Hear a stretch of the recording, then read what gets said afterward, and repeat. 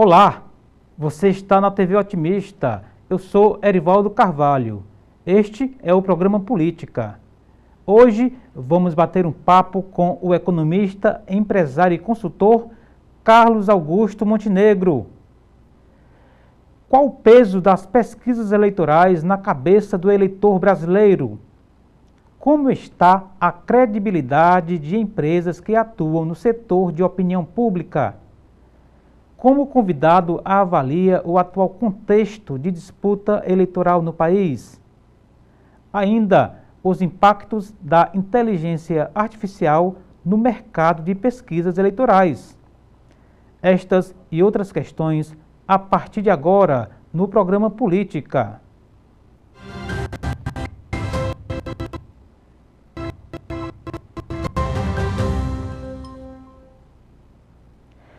Carlos Augusto Saad Montenegro é economista e empresário. O convidado foi presidente do Instituto Brasileiro de Opinião Pública e Estatística, o IBOP, e é um dos mais reconhecidos consultores de pesquisas eleitorais e de consultoria do país. Portanto, é um prazer falar com o senhor, doutor Carlos Augusto Montenegro. A gente está com o senhor remotamente, né? Da próxima vez, tudo dando certo, estará aqui em Fortaleza passeando e também aqui conversando com a gente. Eu gostaria de saber inicialmente como é que o senhor está. Eu estou bem, é um prazer estar com você, Erivaldo. É um prazer estar me dirigindo à TV Otimista, ao povo de Fortaleza, do Ceará. Muito feliz. Tenho raiz aí, meu pai cearense, tenho uma irmã que mora aí há muito tempo, e sempre que eu posso eu vou para o Ceará, uma terra que eu adoro. Muito bem.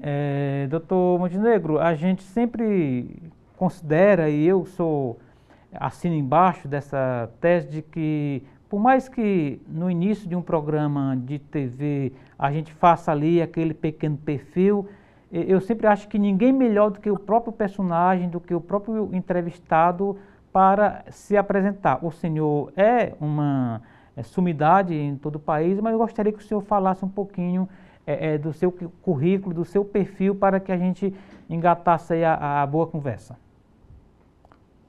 Olha, eu nasci em 1954, fiz 70 anos em janeiro desse ano. Apesar do meu pai ser um dos fundadores do IBOP, não havia um grande desejo do meu pai e da minha mãe que a gente ingressasse no IBOP. Nós somos 4 irmãos, eu sou o mais velho, e não queriam, porque o IBOP, há muito tempo atrás, foi fundado em 1942, chamavam ele até de miséria dourada, porque ele cedo conseguiu um nome. Esse nome mais tarde entrou no dicionário, IBOP. As pessoas dão IBOP, aquele filme não está dando IBOP, aquela praia está com IBOP tremendo, aquela festa não deu IBOP. Enfim, entrou como sinônimo de sucesso, de prestígio ou de desprestígio. E no dia que entrou nos dicionários do Brasil, isso foi um motivo de grande orgulho. Mas, como eu dizia, meus pais não incentivavam, não. Mas eu estava primeiro querendo fazer engenharia, depois não gostei, e num processo de mudança de engenharia para economia, eu ia ficar uns 6 meses num lazer tremendo. Aí minha mãe não gostou muito disso, seria namoro, praia, festas, e falou: não, vai fazer um estágio com seu pai, para não ficar à toa. Entrei com 18 anos no IBOP e me apaixonei. Meu pai teve um problema de coração 2 anos depois, e eu, muito jovem, tive que assumir a empresa. Trabalhei quase que 50 anos em pesquisa, e a família resolveu, eu e meus irmãos, resolvemos vender isso há 6 anos atrás. E vendemos. Alguns executivos do Ibope saíram, fundaram o IPEC e me convidaram e eu entrei com uma participação pequena no IPEC, porque é a coisa que eu amo, que eu gosto e que eu sei fazer na vida.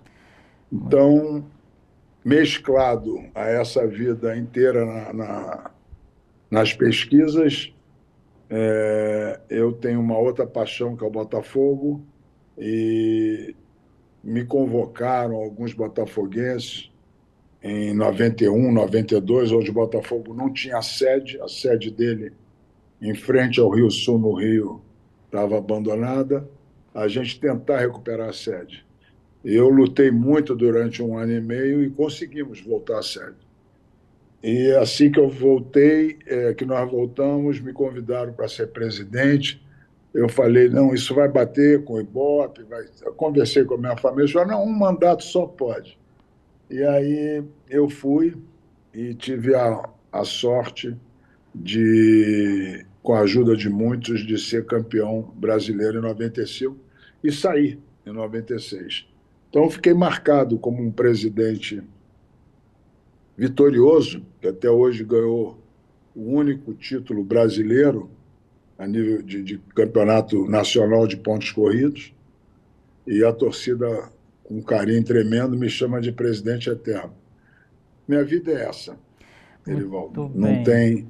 Eu sou uma pessoa que tento responder a tudo, atendo a todos, e por isso, às vezes, as pessoas gostam de conversar comigo. Exato. O senhor assumiu o Ibope, Montenegro, praticamente quando a TV ainda era PB, né? Acho que a TV a cores estava chegando, por aí assim, né? A TV a cores chegou em 70, né? Uhum. Eu assumi em 72. 72, ela estava recém-chegada, a TV colorida. O Ibope, inclusive, nasceu antes mesmo antes da televisão no Brasil, que ela foi em Isso. 1950 e a gente foi fundado em 1942. A gente pegou no início as rádios. As rádios eram as grandes veículos, grandes veículos que tinha novela, tinha notícia, tinha música, tinha programa de calor, tinha tudo nas rádios. As rádios foram perdendo um pouco de espaço depois para a televisão e hoje em dia elas são voltadas mais para comunidades menores. Entendi. O senhor, com a sua história, o senhor avalia essa linha do tempo do último século, meio século, mais como um saudosismo, mais como avanços que precisaram existir? A cabeça do público mudou? Qual é, o senhor olhando assim no retrovisor, a síntese que você faz, ô Montenegro? Olha, eu acho o seguinte, apesar de não ser, eu sou uma pessoa otimista, mas independente disso, eu acompanhei uma evolução tremenda nos últimos 50 anos que eu tive presente nesse processo. Quer dizer, eu entrei no Ibope e nós fazíamos pesquisas de audiência no Brasil inteiro, de rádio, pesquisas políticas, e a gente precisava de máquinas perfuradoras de cartões para tabular pesquisas, e que eram datilografadas. Depois nós passamos para a era do computador e tivemos computadores que ficavam em salas de até 80 metros quadrados. Hoje em dia, esse computador gigantesco tem a memória de um telefone celular. Eu peguei a época que passávamos resultados de pesquisa por telex. Depois veio o fax, não durou muito, e aí veio o e-mail, e o WhatsApp, e computadores. Então, é a evolução. tecnológica nessa área sempre foi muito grande. Nós tínhamos pesquisas de audiência de televisão que era de bater de porta em porta. Hoje em dia, nós instalamos aparelhinhos que chamam-se meter, people meter, e as pessoas têm o resultado, os clientes, as agências, os anunciantes, as televisões, real time. Na hora que o programa está no ar, eles têm uma audiência de televisão. Quer dizer, não existe nada mais moderno no mundo do que isso. Você ter quantas pessoas estão assistindo ao seu programa e aos concorrentes, minuto a minuto. Então, Entendi. a evolução foi grande. Na parte política, eu peguei metade da minha existência convivendo com a ditadura e o final da ditadura. E depois, uma época que começavam as pesquisas, em 1982, para governos do Estado. Peguei a primeira eleição presidencial em 1989, e foi uma eleição histórica, porque o Brasil se dividiu entre capitais e cidades grandes versus interior. No segundo turno da eleição presidencial, o Collor contra o Lula. O Lula sempre muito forte nas capitais e nas maiores cidades, e o Collor muito forte no interior. Foi uma eleição emblemática. Depois disso, nós vimos o período do Plano Real, o Fernando Henrique Cardoso. Depois disso veio o Lula, a Dilma, impeachment, entrou o Temer, e a partir daí tivemos o Bolsonaro e uma pandemia no meio, e a vitória depois do Lula nas últimas eleições em 2022. Entendi. Montenegro, o senhor certamente nessa trajetória deve ter vivenciado ou participado de relações políticas de muita importância. Por exemplo, uma pesquisa, quando sai avaliando uma política pública, tem um impacto no governo, quer numa prefeitura, no governo do estado, no próprio governo federal. Então, assim, qual é a aprendizagem que o senhor tirou dessas relações, né, do peso dessa responsabilidade em ter dirigido um instituto que basicamente ajudou a definir os rumos do país, né? Qual é a sensação e o peso da responsabilidade, o Montenegro? Olha, isso é herança dos meus pais, quer dizer, eu acho que o Ibope é um misto de seriedade e competência para conseguir a credibilidade e a honra até de ter chegado aos dicionários. A gente sempre se deu com todos os políticos, de direita até a esquerda. É óbvio que qualquer político que esteja disputando não gosta muito quando os resultados vêm negativos, e prefere culpar o termômetro do que a si próprio, entendeu? Você, numa eleição, tem 8, 9, 6, 7 pessoas disputando. Só um vai ganhar. 7, 8, 6 vão perder. E ninguém do ser humano diz assim, olha, eu perdi porque a minha campanha foi ruim. Eu perdi porque eu não fui bem no debate. Eu perdi porque eu não tive tempo suficiente em televisão. É mais fácil para as pessoas culparem as pesquisas. As pesquisas me derrubaram, as pesquisas induziram o eleitor a votar contra mim. Não é verdade, porque se fosse assim, você não teria viradas na eleição. Você tem políticos que saem na frente, às vezes terminam na frente, ganham a eleição, mas você tem muitos casos de pessoas que saem na frente e não ganham, e outras vêm de baixo e ganham.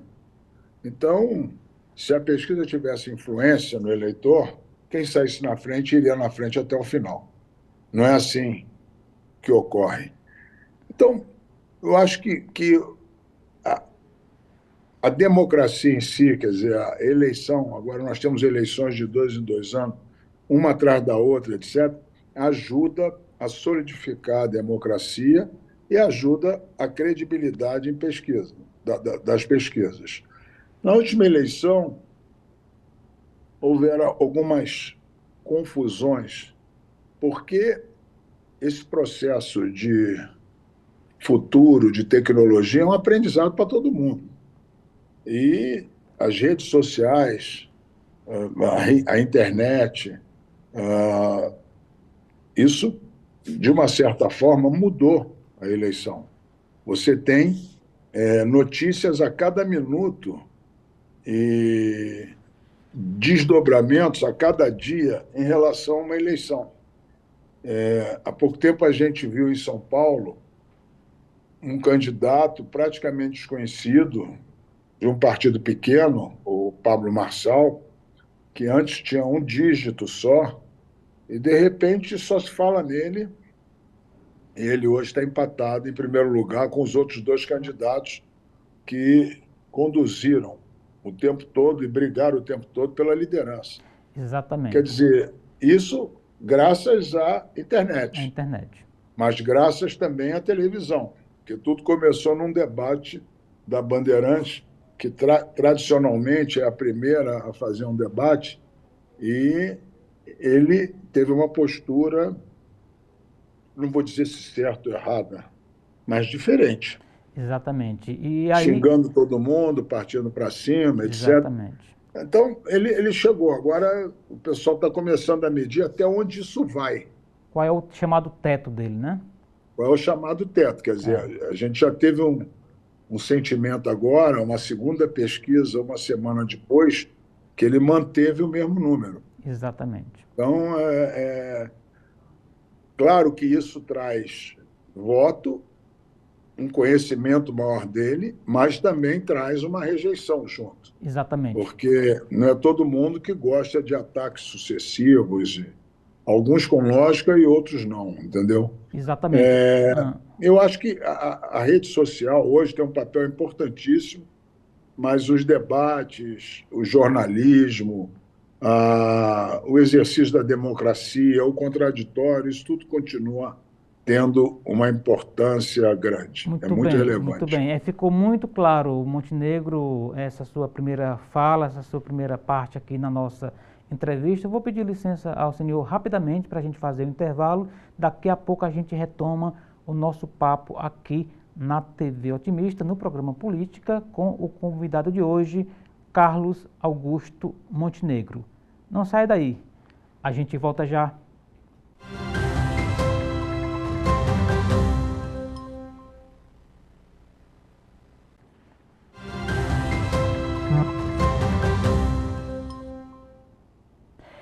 Estamos de volta para o segundo bloco do programa Política. Você está na TV Otimista, eu sou Erivaldo Carvalho. A gente recebe hoje, remotamente aqui na TV Otimista, Carlos Augusto Montenegro. Ele é economista, empresário, consultor, ex-presidente do IBOPE, aqui nos ajudando a entender esse fascinante mundo das pesquisas eleitorais. E aí eu já coloco uma pergunta, Montenegro, é sobre essa aparente, e há quem diga essa efetiva disparidade nos índices de intenção de voto. Aqui em Fortaleza está uma coisa que está chamando muita atenção, cada instituto sai com números diferentes. Há outros casos no Brasil, nas principais capitais. O que explica esse aparente choque de intenções de voto, dependendo do instituto que a gente olhar, o Montenegro? Olha, infelizmente, junto com os políticos, alguns políticos que acreditam na influência da pesquisa, houve uma proliferação de institutos menores.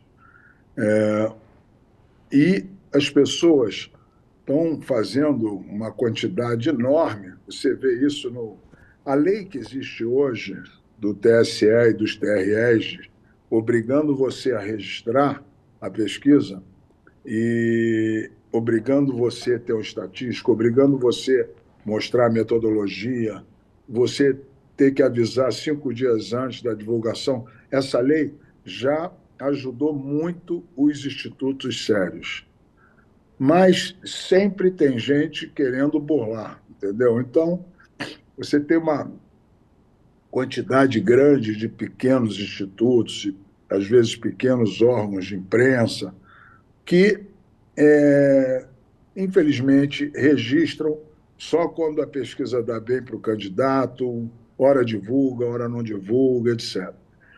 Hoje nós temos uns 3 ou 4 institutos sérios trabalhando muito bem a nível nacional, mas a verdade é que, como eu falei anteriormente, a pesquisa ela é uma fotografia de um momento. Se você tirar uma foto hoje, vou continuar dando exemplo de São Paulo, depois eu vou falar de Fortaleza. Você tem uma foto totalmente diferente da que foi tirada há 3 semanas atrás.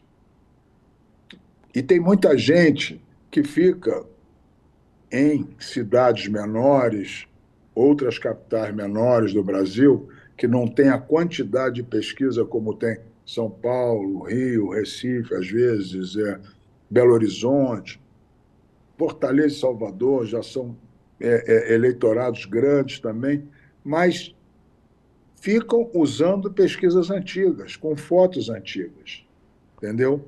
Então, eu acho que, principalmente na eleição de prefeito, onde o universo é menor, os resultados podem mudar da noite para o dia. É fundamental que você tenha uma quantidade de fotos. Como eu falei, a internet não para, a fake news não para, as notícias corretas sobre a eleição não param. Então, a pessoa, hoje em dia, está informada o tempo todo. Eu acho que o Brasil, por exemplo, tem uma quantidade enorme de habitantes, de eleitores, tem quase 5.800, sei lá, municípios. A maioria dos municípios pequenos, de até 10, 20, 30 mil habitantes e menos ainda de eleitores. Muita gente da imprensa querendo. Isso é um outro problema, viu, Erivaldo? É que a imprensa, às vezes, não sabe interpretar direito a pesquisa e coloca aquilo como definitivo, ou coloca aquilo de uma maneira branda. Muita gente da imprensa, e a gente sabe, conversando com eles, não sabe interpretar direito pesquisa. E o que acontece? Aí estão querendo nacionalizar essa pesquisa de 2024 sobre prefeituras. O objetivo o Brasil, em 2022, ficou dividido. Meio a meio, Bolsonaro e Lula. E foi interessante porque o centro-direita e a direita teve uma vitória estupenda no Brasil, a nível de governadores e de Congresso, Senado e deputados. A direita e a centro-direita teve uma vitória retumbante. E o Bolsonaro perdeu. A esquerda teve, e a centro-esquerda teve uma derrota muito grande, muito dura. Os estados importantes, o Congresso, perdeu tudo. E o Lula ganhou. Quer dizer, uma coisa que parece sem pé nem cabeça, mas foi o que aconteceu. Eu acho que o Brasil estava caminhando um pouco cansado dos governos do PT, Lula, Dilma, etc. Foi com o Bolsonaro. O Bolsonaro estava fazendo um governo regular, isso é a minha opinião, é uma avaliação minha. Sim. E veio a pandemia, ele não esperava. Na minha opinião, ele não soube enfrentar a pandemia. Ele foi confrontado pelo João Dória, prefeito de São Paulo, e foi começando a ficar irritado, muito irritado, porque ele era contra a vacina, era a favor de cloroquina, não era a favor de máscara, e ele foi ficando irritado. O Dória também se desgastou, e essa irritação do Bolsonaro, na minha opinião, levou ele à derrota.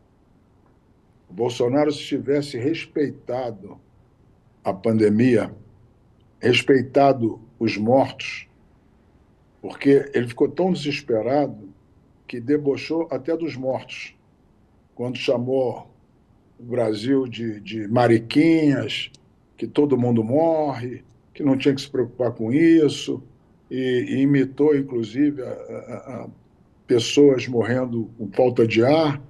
Enfim, desprezou a pandemia, foi uma coisa seríssima, você teve 700 mil mortos, 3 milhões e tanto infectados, 30, 40 milhões. E o PT soube aproveitar esses vacilos do Exatamente. Bolsonaro, né?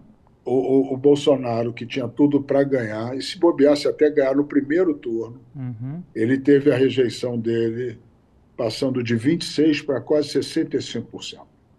Aí não tem candidato que resista, né, o Montenegro? Ele é muito Rejeição alta, difícil, né? ele até conseguiu diminuir, e no final bateu 51, 52 e tal. O Lula, que eu acho que não tinha nem plano, estava saindo da cadeia, acho que queria mais namorar e dar uma descansada, foi convencido a disputar e disputou e acabou ganhando. Mas eu acho que foi muito mais o Bolsonaro perder, Entendi, entendeu? entendi. E isso aí, agora respondendo, voltando para a eleição desse ano, isso que aconteceu na eleição passada não tem nada a ver com a eleição municipal. As pessoas estão querendo fazer uma aposta de quem vai ganhar mais, se é o Bolsonaro ou o Lula, ou quem vai perder, continuar com essa rixa, não tem nada a ver. O senhor O acha que não, eleitor não que. haverá polarização agora no resultado da urna, né? Não, eu acho que você vai ter uma eleição, principalmente nesse interiorzão do Brasil, com as pessoas que o eleitor conhece. Ah, é o seu Zé da farmácia contra o seu João do cartório. Ah, é o fulano. O pessoal não está lendo Bolsonaro e Lula, nem partido, muito menos partido. No Brasil, todo mundo muda de partido, não há uma fixação de partido, ao contrário nos Estados Unidos, que tem democrata e republicano. No Brasil, não tem. Você perguntar a várias pessoas que partido é fulano, eles não sabem.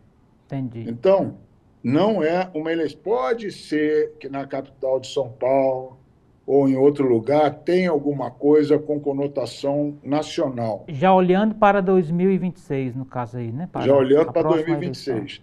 Mas na maioria dos estados, não. Uhum. Eleição municipal, o prefeito é visto como um síndico, um bom síndico que administra a cidade. É um cara, não interessa se ele é Bolsonaro ou Lula, ele tem que ser um bom síndico. Geralmente os eleitores conhecem ele, conhecem da praça, da missa, da igreja, do culto, do cinema, do passeio, conhecem as pessoas. E quer a cidade limpa, quer creche para as crianças, quer uma boa educação, um bom posto médico, etc. Isso é eleição municipal. Não tentem nacionalizar, porque o eleitor está em outra vibração, em outra vibração. E eu acho que é óbvio que depois vão contar quantas prefeituras o PT fez, o PL fez, o PMDB fez, etc. Mas não é isso que está na cabeça do eleitor. O eleitor está votando no síndico da cidade dele, o cara para tomar conta dele. É a Exato, eleição que está mais próxima do eleitor. exato. E às vezes, e aqui eu falo como um jornalista que milita na cobertura política já olhando aí para umas 2 décadas e meia, 3, né, e tal. estou com meus cabelos brancos já, mas enfim, há algumas contabilidades, né, que a imprensa faz, como o senhor se refere aí. Levanta aí, menino, quantas prefeituras o PT ganhou, quantas o PL ganhou, e às vezes aquele cálculo ali superficial, ora, 10 cidades de 20 mil habitantes não quer dizer muita coisa diante de um centro urbano de 1 milhão. Então, assim, esse cálculo ele fica muito, muito a dever, e às vezes, Montenegro, Concordo. eu percebo muito isso, que às vezes setores da imprensa levantam uma tese e passam a apostar naquela tese. É um risco muito grande para a própria cobertura, né?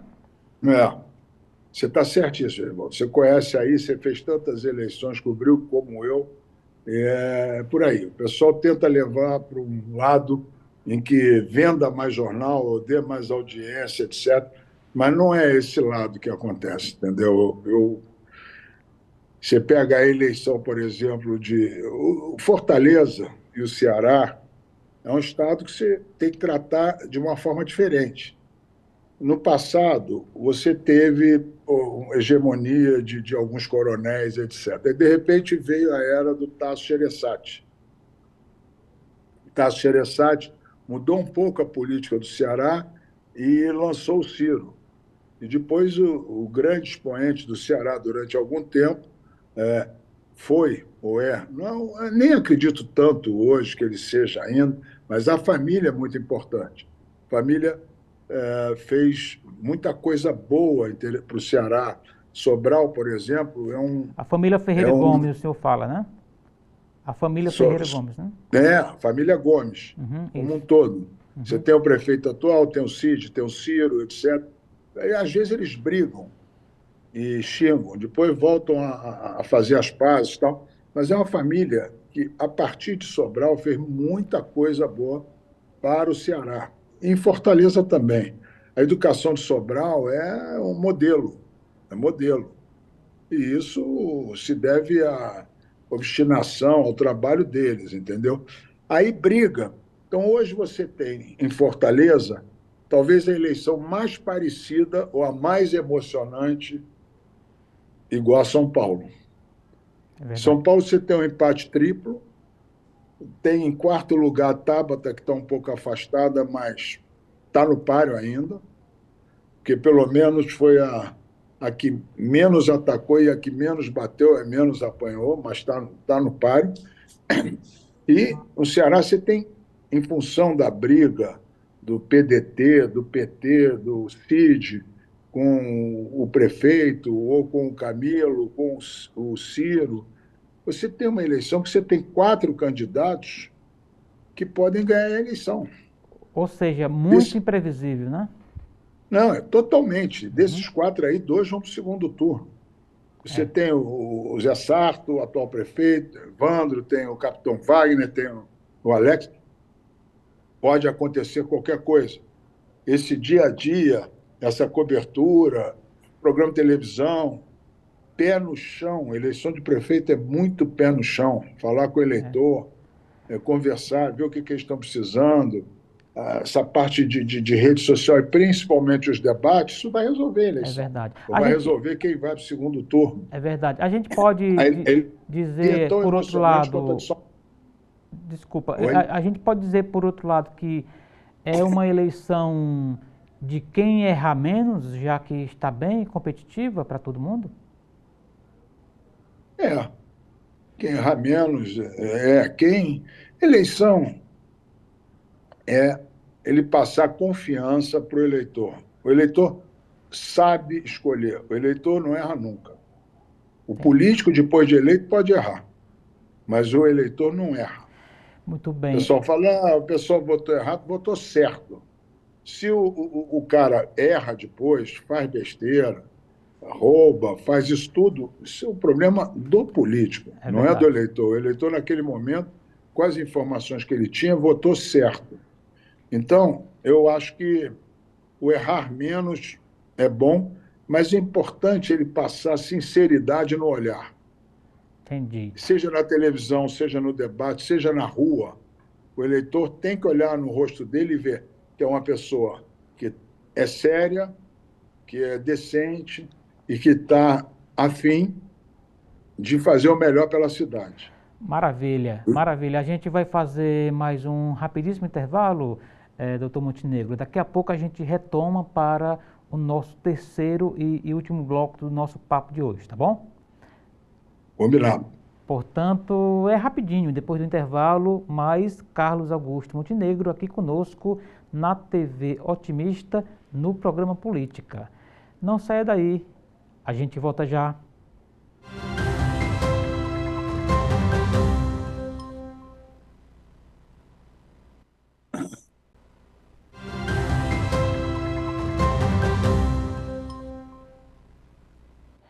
Estamos de volta para o terceiro e último bloco do programa Política de hoje. Você está na TV Otimista, eu sou Erivaldo Carvalho e a gente recebe aqui remotamente o nosso convidado de hoje, Carlos Augusto Montenegro, ex-presidente do IBOPE, é consultor, empresário, economista e, além de tudo, é um professor nesse encantador mundo das pesquisas eleitorais, das intenções de voto. Montenegro, a gente falou no bloco anterior que a disputa em Fortaleza está muito apertada, está muito indefinida. Isso significa que as pesquisas elas ficam mais centrais nesse processo? O segredo para ler uma pesquisa, a estratificação, isso pode ser o caminho das pedras para o estrategista acertar mais e chegar no segundo turno, por exemplo? Eu acho que sim. Eu acho que a pesquisa é uma informação. Hoje em dia tem alguma coisa que a gente chama de tracking, que é um acompanhamento diário. É um acompanhamento onde você vê dia a dia, a cada 3 dias forma uma onda e você verifica se há algum movimento de subida ou descida. Essa é uma pesquisa importantíssima que se pode ir de agora até o final, até o dia da eleição. Fora essa, tem as que são divulgadas pelos jornais, ora faz o Datafolha, ora faz da Quest, ora faz o IPEC. São pesquisas que saem, mas é aquilo que eu falei, é uma fotografia de um momento. O tracking, normalmente, ele não é divulgado, ele é para as coordenações, os gerentes das campanhas terem uma noção se algum candidato está fazendo um movimento positivo ou negativo. É para consumo E interno, tem, né, chamado, e né? tem as pesquisas qualitativas, Uhum. que são discussões em grupo, que você vai avaliando programa de governo, vai avaliando a postura das pessoas na televisão, tanto do seu candidato quanto dos concorrentes. Vai avaliando como cada um se comportou no debate. Então, são 3 tipos de pesquisa. Se você souber isso, usar isso direitinho, é uma vantagem que você tem sobre o concorrente. Entendi. Sobre a modalidade, a gente tem aí as quantitativas e as qualitativas. E em relação à metodologia, a colheita da intenção de voto, Montenegro, a gente tem aquela que é por telefone, aquela que é de Faça, casa em casa, tem hoje nas é, redes sociais.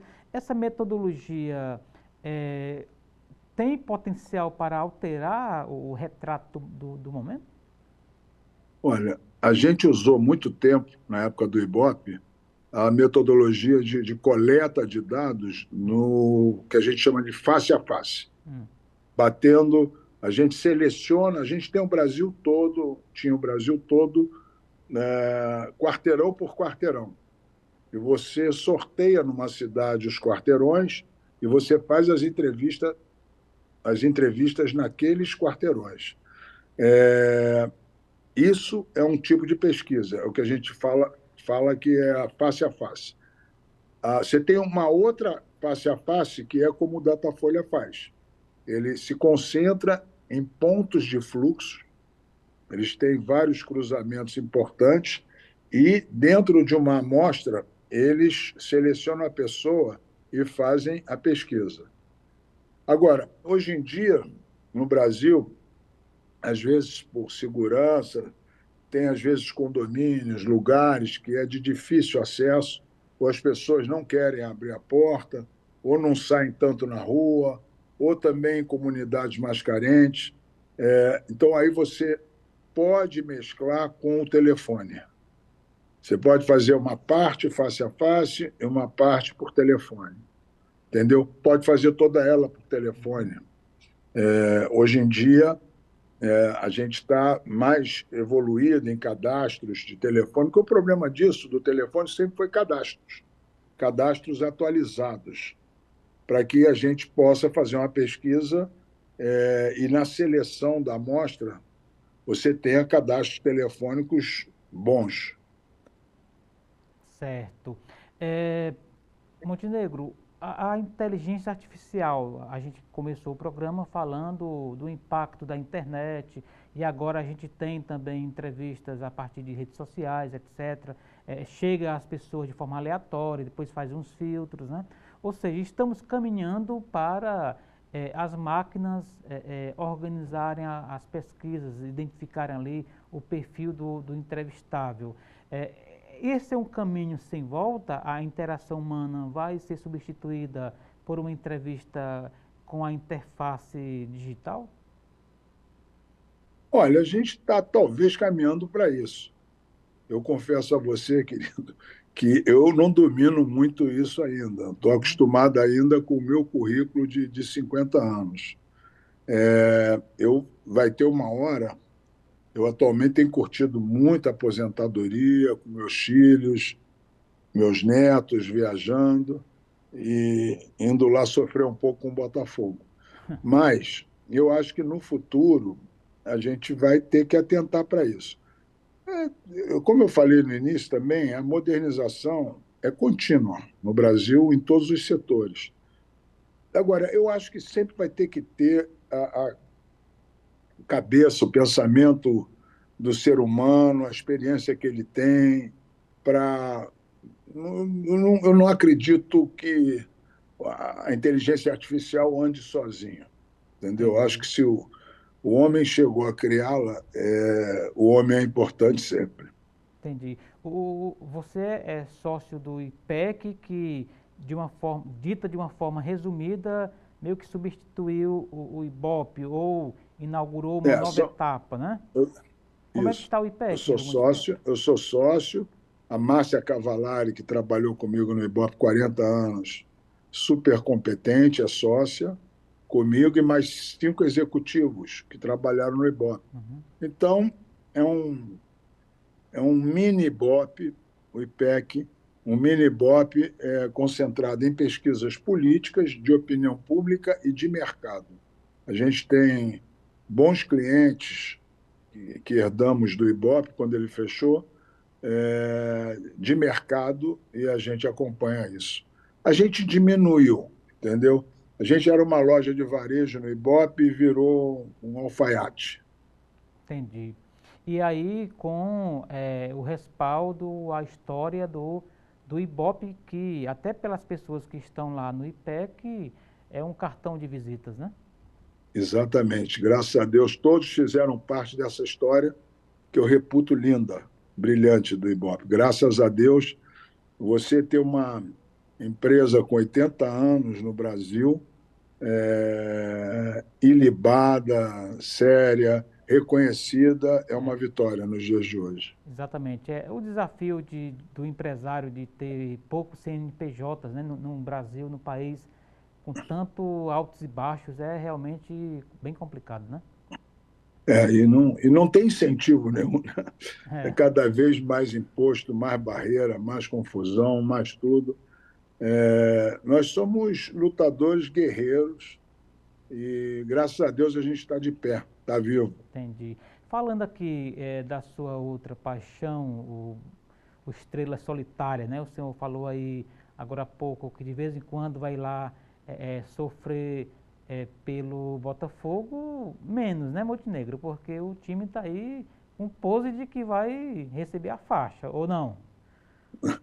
Não, hoje em dia a gente sofre muito menos, graças à profissionalização, à SAF, e os times que escolheram esse caminho estão colhendo frutos. Vou falar do Botafogo, mas o trabalho do Marcelo no Fortaleza é Sim. uma coisa reconhecida no Brasil inteiro. a manutenção do técnico, esse argentino fabuloso, a seriedade. O Fortaleza está no caminho certo, títulos vão vir naturalmente. Tivemos um jogo recente onde eu fui, torci muito, e a gente viu dois trabalhos sérios, mas o Botafogo se impôs através de um elenco maior, mais opções. E breve o Fortaleza deve ter isso também. E a gente saiu de um estado falimentar, falência total. A última vez que eu ajudei lá o clube, por ironia do destino, comprando bolas para eles treinarem, não tinha dinheiro para pagar salários, não tinha nada para uma potência onde a gente tinha uma dívida de 1,1 bilhão no Botafogo. Hoje em dia, essa dívida já está em 580 milhões, metade já foi paga, e ele montou times competitivos, aumentou demais a receita. O Botafogo faturava em 2021, ou 22, se eu não me engano, 120 milhões por ano, e agora já está faturando 530. Quer dizer, não é só você diminuir as dívidas, é aumentar a receita também. E a gente deu sorte que o Textor tem outros clubes, mas se apaixonou pelo Botafogo. E até pelo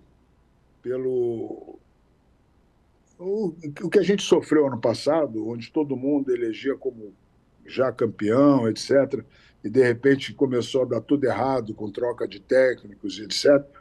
Ele agora eu acho que adotou o lema de é uma questão de honra. E ele reforçou muito o time nessa janela agora. Eu acho que breve a gente vai poder comemorar. Então, a questão aqui não é só talento nas quatro linhas, é gestão e competência na administração do clube, que hoje está profissionalizado, não tem como voltar, né, o Montenegro? Não tem como voltar atrás. É gestão, competência, dinheiro para manter em dia os compromissos, etc. E, graças a Deus, os times estão indo por esse caminho. E breve a gente vai ter um futebol mais competitivo quando todos adotarem isso. Entendi. Eu acho É, que, ah, uma ressalva, pois não. acho que está na hora da CBF largar os clubes, cuidar só de seleção, que a seleção dá vexame nos últimos 20 anos, não é mais uma seleção respeitada, isso é incompetência da CBF, e deixe os clubes gerirem seus campeonatos. Os clubes têm condição de fazer um calendário, de profissionalizar os juízes, de fazer uma tabela e, unificados numa liga, eles podem comandar o futebol brasileiro. A Entendi. CBF cuida só de seleção. É assim na Inglaterra, na Alemanha, na Espanha, na Itália, em Portugal. Nos países do primeiro mundo é assim que funciona. O A senhor, CBF não ah, pode mais incomodar e atrapalhar os clubes. exato. Inclusive, grandes atletas que gostam muito mais de disputar campeonatos lá no clube dele, com visibilidade até maior do que se tivesse na seleção, né? Exatamente, exatamente. Ok. Montenegro, eu gostaria de agradecer a sua presença aqui, mesmo que remotamente, aqui na TV Otimista, no programa Política. Nós ainda temos um tempinho para você fazer as suas considerações finais, né, como se fosse um debate, aquele formato de considerações finais, né, e pontuar aí alguma questão que você gostaria de deixar aqui registrados nas suas despedidas por hoje, viu? Já está convidado para outros bate-papos. Obrigado pelo convite. E vou querer voltar sim para estar com você pessoalmente. Vamos deixar passar essa eleição e mais adiante, no final do ano, começo do ano que vem, aí sim vamos começar no próximo debate a falar de 2026, onde eu acho que a gente vai virar uma página. Eu acho que vai ser muito importante para o Brasil, mas vamos deixar para falar isso no, a partir do início do ano que vem, quando vocês quiserem ou tiverem disponibilidade. Foi uma honra, um prazer estar com vocês e, através de vocês, eu poder me dirigir aos cearenses, às pessoas de Fortaleza. Mandar um abraço para todos. E vocês estão de parabéns pelo formato.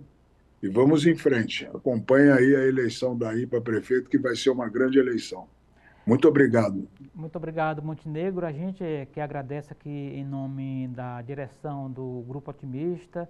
Boa sorte, parabéns pela jornada, muita saúde. Vá curtir a sua aposentadoria, o senhor merece. Inclusive, como o senhor fala, sofrendo um pouquinho aí pelo Botafogo, porque faz parte, né? Tá É bom? isso aí. Muito obrigado, até a próxima, hein? Obrigado, querido. Tchau, tchau. E assim chegamos ao final da edição de hoje do programa Política. A todos o nosso muito obrigado pela companhia. Até o nosso próximo encontro. Forte abraço.